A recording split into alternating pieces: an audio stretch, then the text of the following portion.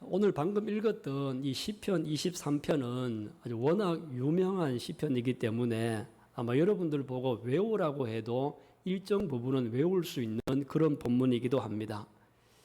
이 노래 가사가 워낙 좋고 많이 알려지다 보니까 이 시편 23편을 가지고 찬송가도 여러 곡 만들어져 있습니다.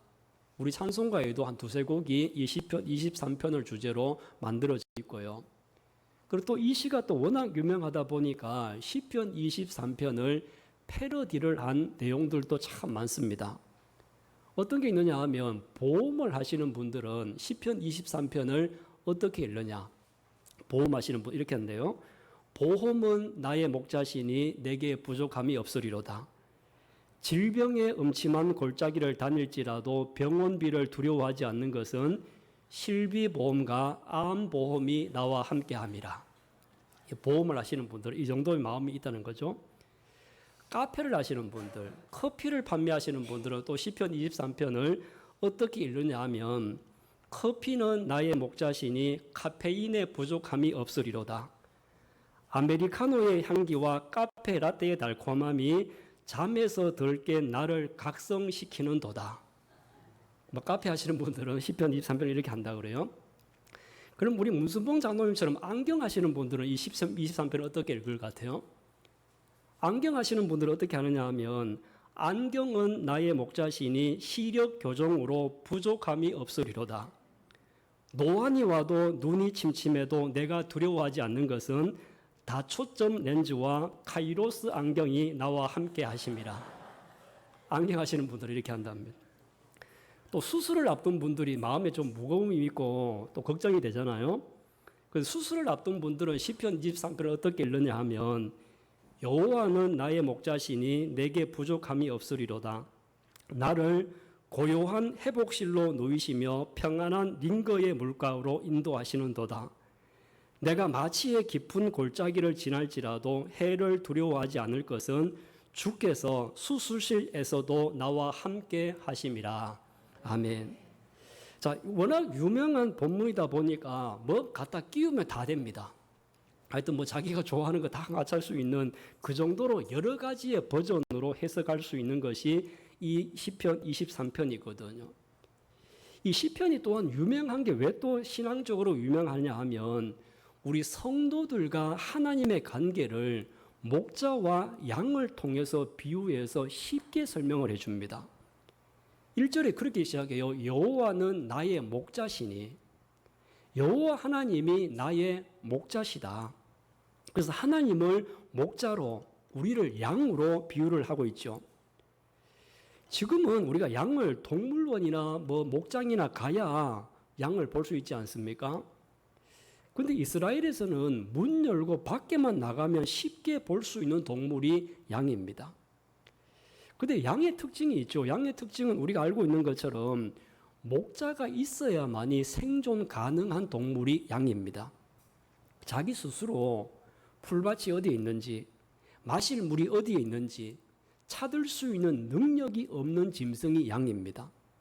그래서 스스로 생존할 수 있는 능력이 현저히 떨어지는 동물이다 보니까 그래서 꼭 목자가 필요한 동물이죠.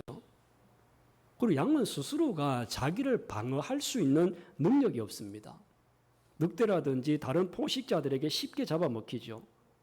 그러다 보니까 반드시 목자가 있어야만이 목자의 돌봄이 필요한 그런 짐승이 양인 거죠. 목자가 지팡이와 막대기를 들고 포식자들로부터 목숨을 보존해줘야 생명을 유지를 할 수 있습니다. 여러분, 성경은 이렇게 비유를 합니다. 목자는 바로 하나님이시고 양은 저와 여러분과 같은 성도죠. 그래서 하나님은 목자이고 우리는 양이다.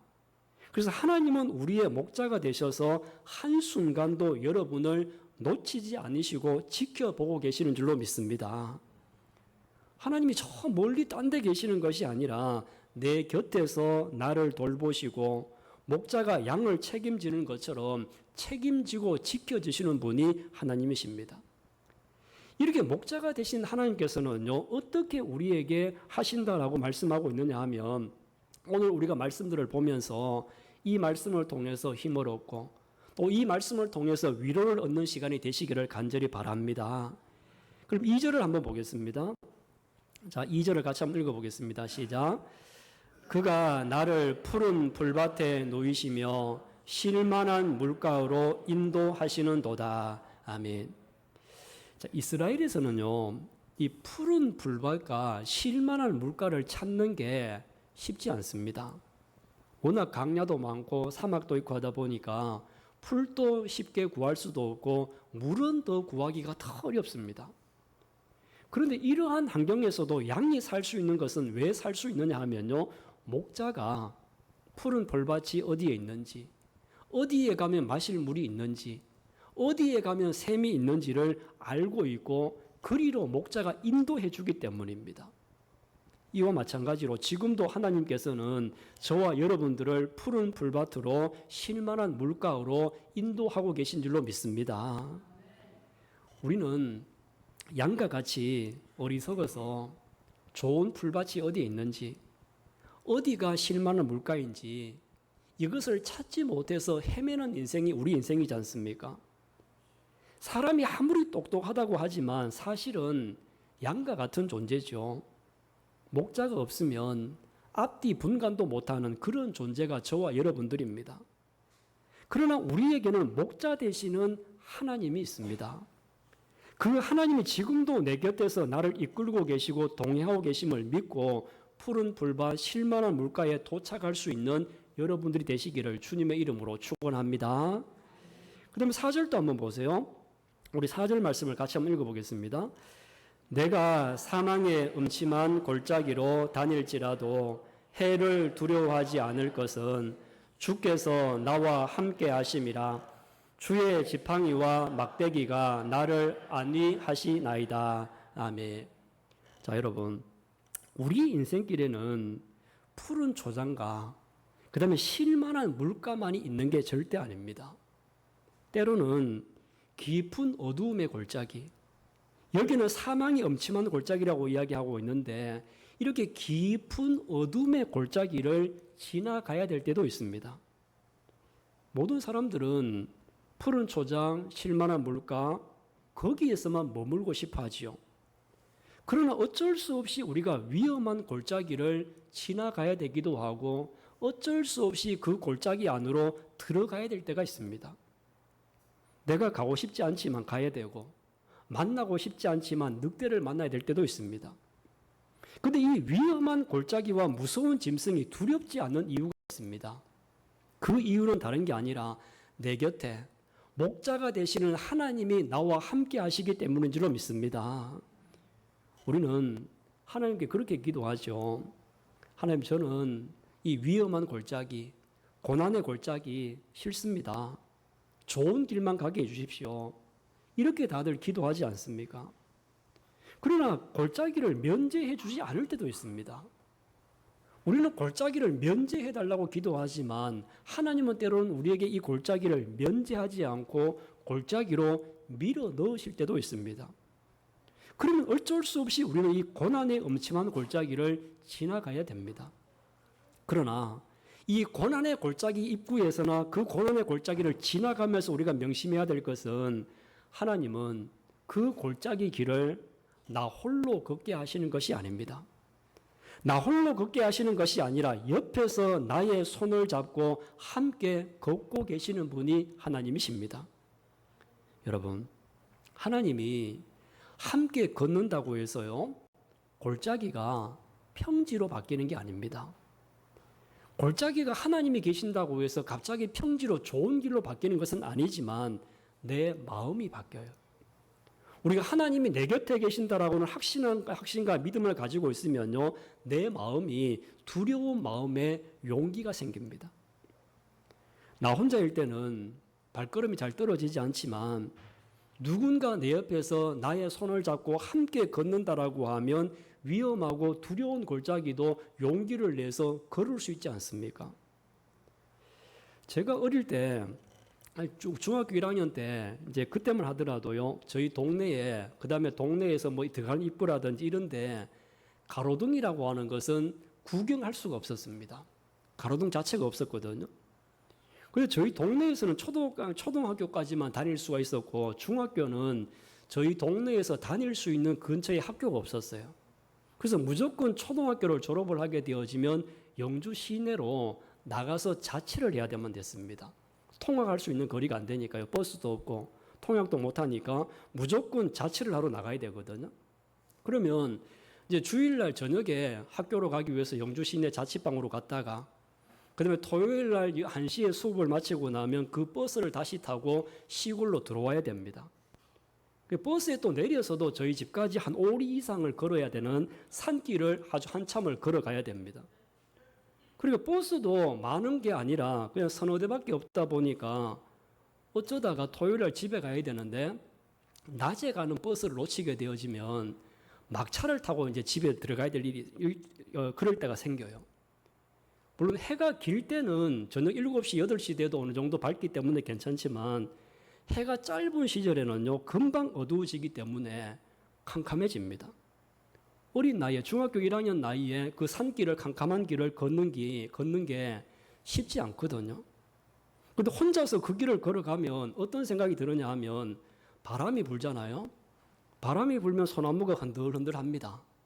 그럼 소나무가 흔들흔들 하는 게 뭐로 보이느냐 하면 귀신이 춤을 추는 것처럼 보여요. 그 옛날 시골에는 요즘은 비닐을 다 걷어가지고 한 군데 다 재활용하게 모으지만 예전에는 비닐이 막 온 산들 막 날아다녔잖아요. 여기도 걸쳐 있고 저기도 걸쳐 있었는데 이 나뭇가지에 걸려 있는 비닐 조각이 귀신 치맛자락처럼 보입니다. 그 작은 움직임에도 깜짝깜짝 놀라 보통 힘든 게 아니에요. 근데 가끔씩 그런 일이 있어요. 낮에 가는 버스를 놓쳐서 막차를 탔는데 그때 우리 동네 사람이 내 혼자가 아니라 동네 어르신이 한 분 계시고 그다음에 동네 형이 막차를 함께 타고 있다고 하면 그때부터는 마음이 놓입니다. 아, 집에 가는 길이 무섭지 않겠구나. 그래서 혼자가 아니기 때문에 마음이 놓이는 거거든요. 그러면 이 어른들이나 동네 아저씨들과 형들과 같이 가게 되어지면요. 바람에 나무가 흔들려도 나무가 그냥 나무로 보입니다. 귀신이 춤추는 것처럼 안 보여요. 누가 내 옆에 함께 걸어가고 있으면요. 나무에 걸려있는 비닐도 귀신 치맛자락처럼 보이는 게 아니라 그냥 비닐로 보입니다. 여러분 나무가 바뀌었습니까? 비닐은 그냥 그 비닐입니다. 그렇지만 동행자가 있기 때문에 내 마음이 바뀐 거죠. 우리가 사망의 음침한 골짜기를 혼자 걸어가면 얼마나 무섭겠습니까? 금세 어디에서 뭔가 튀어나올 것 같고 뭔 일이 생길 것 같고 그렇잖아요. 그러나 누군가 동행자가 있으면 두렵지 않습니다. 사랑하는 성도 여러분, 우리는 내가 원하지 않지만 어쩔 수 없이 무섭고 이 음침한 고난의 골짜기를 지나가야 될 때가 있습니다. 내 인생은 매일 평지만 있고 실만한 물가만 있는 게 절대 아닙니다. 이 골짜기를 나 혼자서 걷는다고 하면 분명히 두렵고 떨릴 것입니다. 그러나 여러분 분명한 것은 이 길은 나 혼자 걷는 길이 아니라는 것입니다. 지금 내 옆에는 여호와 하나님께서 동행하고 계시고 하나님이 내 손을 잡고 함께 걸어가고 있다고 하는 사실을 저와 여러분들은 잊어서는 안 될 것입니다. 하나님이 내 옆에 계신다는 것, 누군가 내 옆에 내 손을 잡고 있다고 하는 것을 잊어버리게 되어지면 두려워집니다. 이 두려움을 이길 수 있는 유일한 길이 내 옆에 하나님이 계시고 함께 동행하고 있다는 이 사실을 잊지 않고 마음에 새기는 것입니다. 하나님은 한순간도 여러분 곁을 떠나지 않고 하나님이 함께 계심을 기억할 수 있기를 주님의 이름으로 축원합니다. 여러분, 근데 우리가 골짜기를 지나다 보면 돌발 상황이 생깁니다. 갑자기 예측하지 못한 늑대가 나타나기도 하고 예측하지 못한 돌멩이가 굴러 떨어지기도 합니다. 그러면 동행자가 되시는 하나님께서 지팡이와 막대기로 우리를 지켜주실 것이다. 이러한 믿음을 가지시기를 바랍니다. 지금 우리 성도들 가운데는 이 고난의 음침한 골짜기를 지금도 묵묵히 걸어가고 계시는 분들이 있습니다.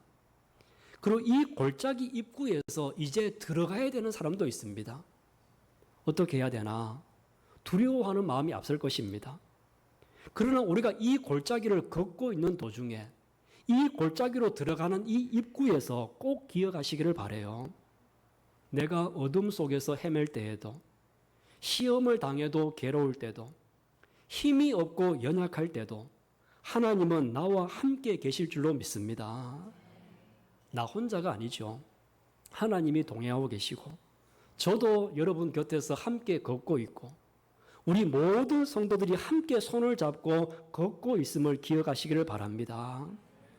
이제 우리도 다윗과 같이 이 골짜기를 지나가야 될 때가 있습니다. 이 골짜기가 지금까지 한 번도 경험하지 못한 것이어서 두렵고 떨리기도 하죠. 그러나 이 골짜기에서 다윗과 같은 고백이 있기를 바랍니다. 내가 두려워하지 않을 것은 주께서 나와 함께 하심이라. 할렐루야. 이제 우리 모두가 이 고백을 하면서 사망의 음침한 골짜기를 지나고 하나님이 예비하신 푸른 초장과 실만한 물가에서 평안과 안식을 누리는 여러분 모두가 되시기를 주님의 이름으로 축원합니다.